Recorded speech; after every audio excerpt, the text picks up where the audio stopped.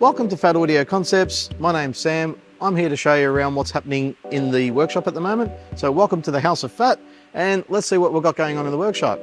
Here we've got Knight Rider. We've been putting this car together for the customer. He's had all the parts for quite some time, and we're getting this car together. We've just started getting some audio out of it. So with the help of a Bluetooth app, we're able to stream the app to the Kenwood head unit, running through an Audison processor and through all the Audison speakers. Knight Rider is now actually speaking and making a lot of fun noises. The buttons on the actual dashboard run through a separate audio system, so we're going to feed that into the processor. So on selecting A or B, A is your music, B is going to be the car. When you hit the buttons, it's all going to come out the speakers, and it's going to sound like you're pretty much controlling the vehicle from all the buttons in there. So we'll keep an eye on how this one's coming along. Next, we're up to Bruce's F1 status build. We're pretty much on the tail end of this job now. So all the power's been run through the car. We've got a big 150 amp lithium battery in there running a DC to DC converter for it.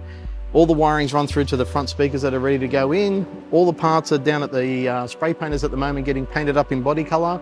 Once that comes back, a bit more trimming, and then this car's ready to fire up. So not too long before we hear what this thing sounds like. Then we're on to a really rare Mazda RX7 Spirit R.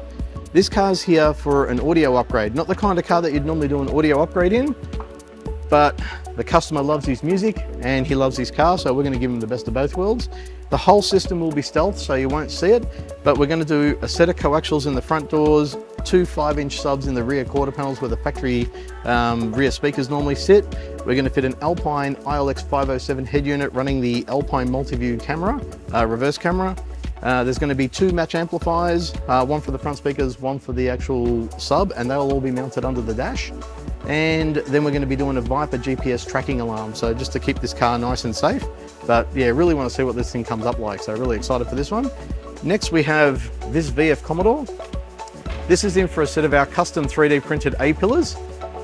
And we're going to be fitting a set of the Brax ML and GL splits. So we're going to do the GL mid-range, GL6, and then the ML tweeter. So it's going to have a bit of punch. It's got the Alpine ILX509 head unit in there, so still running some really nice sound quality.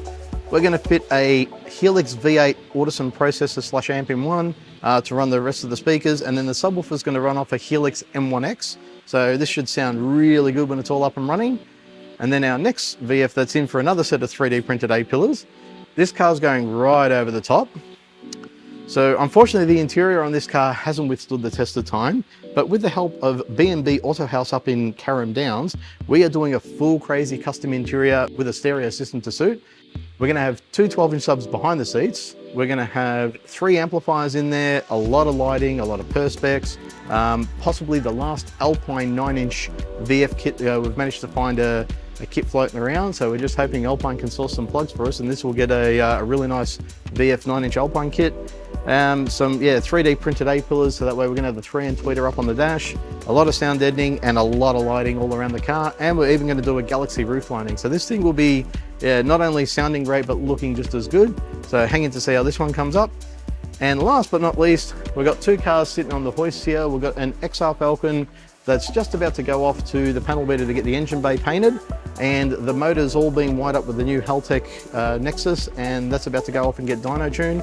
So when we get everything back, it's pretty much time for assembly, so pretty excited for that one. And the GTR up on the hoist, the R33 GTR, it's just had nitrous fitted to it. We're just running the purge kit through it.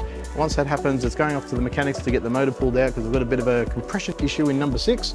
So try and see why number 6 ain't firing, and then when we get that back, final assembly, and we'll take these cars out and see how they go. So thank you, and let us know what you think.